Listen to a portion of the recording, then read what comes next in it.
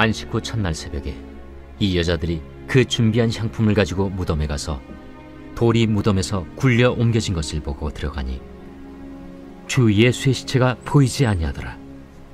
이로 인하여 근심할 때에 문득 찬란한 옷을 입은 두 사람이 곁에 섰는지라.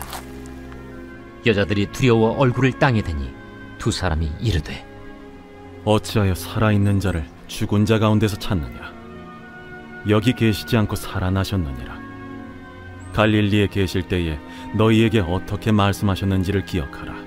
인자가 죄인의 손에 넘겨져 십자가에 못 박히고 제3일에 다시 살아나야 하리라 하셨느니라. 한데 그들이 예수의 말씀을 기억하고 무덤에서 돌아가 이 모든 것을 11사도와 다른 모든 이에게 알리니, 이 여자들은 막달라 마리아와 요한나와 야고보의 모친 마리아라. 또 그들과 함께 한 다른 여자들도 이것을 사도들에게 알리니라. 사도들은 그들의 말이 허탄한 듯이 들려 믿지 아니하나 베드로는 일어나 무덤에 달려가서 구부려 들여다보니 세마포만 보이는지라. 그 된 일을 놀랍게 여기며 집으로 돌아가니라. 그날에 그들 중 둘이 예루살렘에서 25里되는 엠마오라 하는 마을로 가면서 이 모든 된 일을 서로 이야기하더라. 그들이 서로 이야기하며 문의할 때에 예수께서 가까이 이르러 그들과 동행하시나 그들의 눈이 가리어져서 그인 줄 알아보지 못하거늘 예수께서 이르시되, 너희가 길 가면서 서로 주고받고 하는 이야기가 무엇이냐 하시니 두 사람이 슬픈 빛을 띠고 머물러 서더라. 그 한 사람인 글로바라 하는 자가 대답하여 이르되, 당신이 예루살렘에 체류하면서도 요즘 거기서 된 일을 혼자만 알지 못하느냐? 무슨 일이냐? 나사렛 예수의 일이니 그는 하나님과 모든 백성 앞에서 말과 일에 능하신 선지자이거늘 우리 대제사장들과 관리들이 사형 판결에 넘겨주어 십자가에 못 박았느니라. 우리는 이 사람이 이스라엘을 속량할 자라고 바랐노라. 이뿐 아니라 이 일이 일어난 지가 사흘째요. 또한 우리 중에 어떤 여자들이 우리로 놀라게 하였으니 이는 그들이 새벽에 무덤에 갔다가 그의 시체는 보지 못하고 와서 그가 살아나셨다 하는 천사들의 나타남을 보았다 함이라. 또 우리와 함께 한 자 중에 두어 사람이 무덤에 가 과연 여자들이 말한 바와 같음을 보았으나 예수는 보지 못하였느니라. 미련하고 선지자들이 말한 모든 것을 마음에 더디 믿는 자들이여, 그리스도가 이런 고난을 받고 자기의 영광에 들어가야 할 것이 아니냐. 이에 모세와 모든 선지자의 글로 시작하여 모든 성경에 쓴 바 자기에 관한 것을 자세히 설명하시니라. 그들이 가는 마을에 가까이 가매 예수는 더 가려 하는 것 같이 하시니 그들이 강권하여 이르되, 우리와 함께 유하사이다. 때가 저물어 가고 날이 이미 기울었나이다. 이에 그들과 함께 유하러 들어가시니라. 그들과 함께 음식 잡수실 때에 떡을 가지사 축사하시고 떼어 그들에게 주시니 그들의 눈이 밝아져 그인 줄 알아보더니 예수는 그들에게 보이지 아니하시는지라. 그들이 서로 말하되, 길에서 우리에게 말씀하시고 우리에게 성경을 풀어주실 때에 우리 속에서 마음이 뜨겁지 아니하더냐?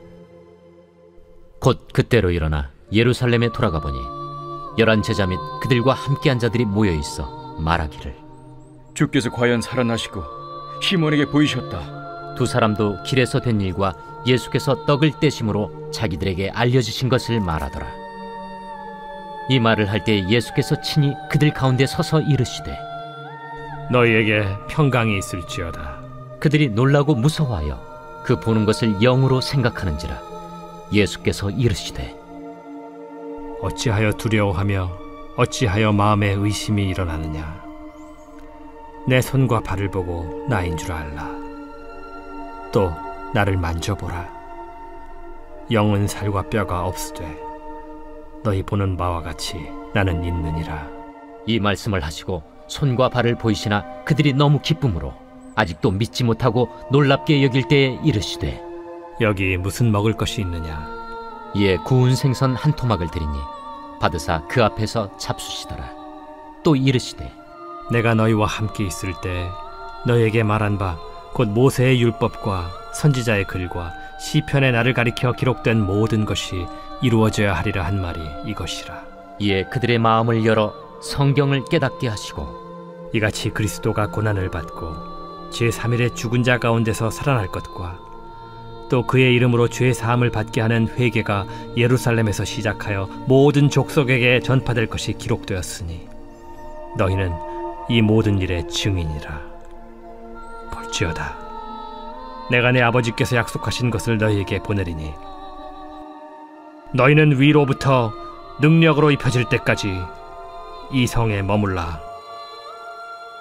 예수께서 그들을 데리고 베다니 앞까지 나가사 손을 들어 그들에게 축복하시더니 축복하실 때에 그들을 떠나 하늘로 올려지시니 그들이 그에게 경배하고 큰 기쁨으로 예루살렘에 돌아가 늘 성전에서 하나님을 찬송하니라.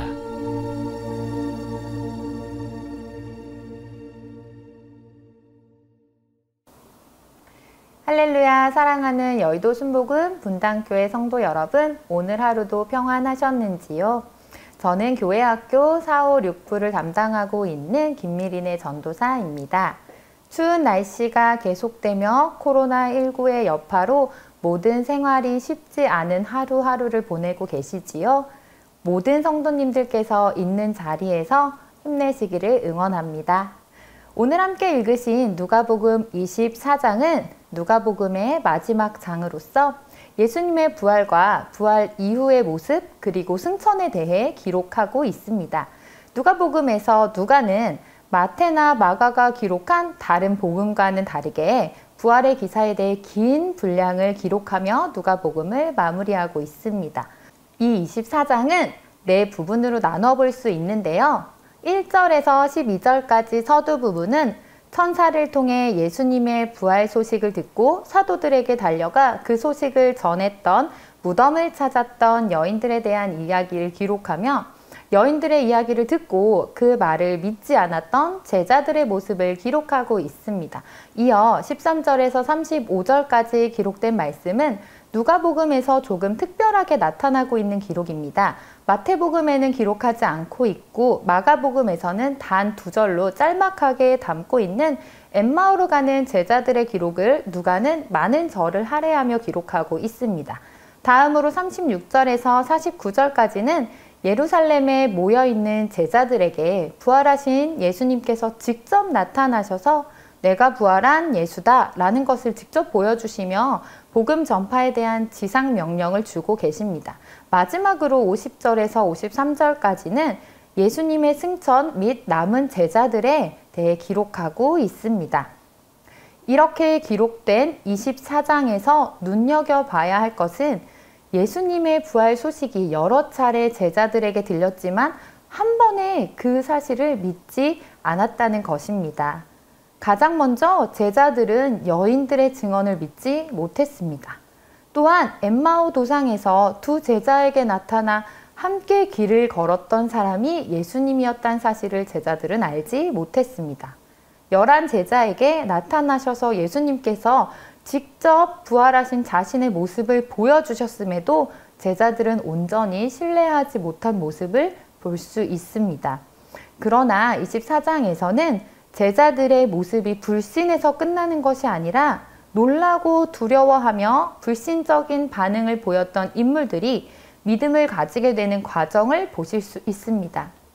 무덤에 갔던 여인들에게 천사가 기억하도록 했던 것은 무엇이었는지, 엠마오로 가던 제자들에게 예수님께서 무엇으로 그들의 마음을 뜨겁게 하였는지, 그리고 모여있던 제자들에게 주님은 무엇을 깨닫게 하심으로 믿음을 갖게 하셨는지 24장 8절, 32절, 45절에서 그 정답을 알려주고 있습니다. 8절에는 이렇게 기록합니다.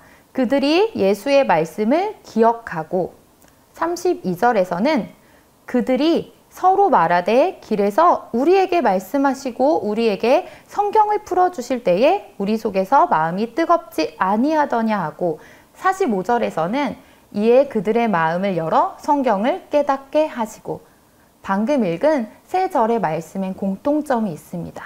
바로 예수님의 말씀입니다. 성경을 깨닫게 하셨다라는 것입니다. 예수님의 부활을 불신했던 그들이 말씀을 깨달아가는 과정을 동일하게 그리고 있다는 것입니다. 이렇게 24장에서는 부활에 대한 기사만 다루는 것이 아니라 그 부활을 대하는 제자들의 믿음의 변화를 기록하며 우리에게 가장 중요한 말씀의 깨달음에 대해 이야기합니다. 이들은 지금 그 어느 때보다도 가장 어두운 시기를 보내는 중입니다.